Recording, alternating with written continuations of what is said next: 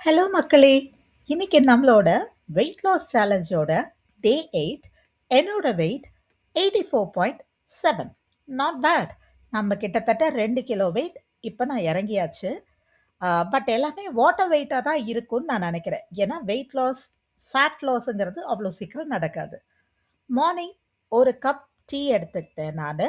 அதுக்கப்புறமா இன்னைக்கு lunch prepare பண்ண ஸ்டார்ட் பண்ணிட்டேன். லஞ்சுக்கு chapati, sabzi plus protein intake வேணுமே, அதனால கொஞ்சம் பன்னீரும் எடுத்துக்கிட்டேன். இது ஆஃபீஸில் சாப்பிட்டு முடிச்ச உடனே கொஞ்ச நேரத்துலலாம் ஈவினிங் டீ பிரேக் வந்துச்சு.